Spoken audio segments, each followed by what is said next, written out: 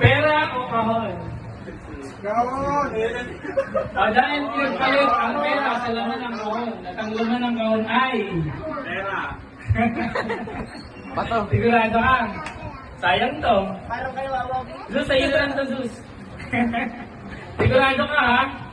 Una, hirapan ako niya. Huwag ka magagalit, ha? Dahil pinagpalit ang laman ng kahon. Drama! Dahil pinagpalit ang laman ng kahon sa...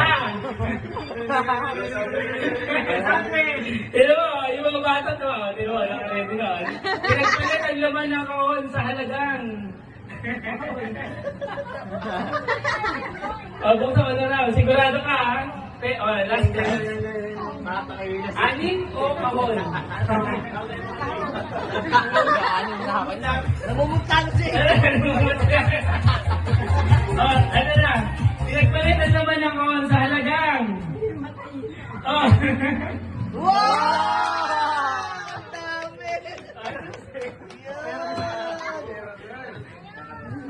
Kasi ano kasi niya nung nakaraan, gusto niya rin ganito dahil medyo na-display. Kaya ito na lang ulit.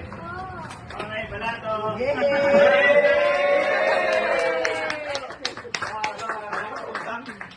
Tayo wala sa pang.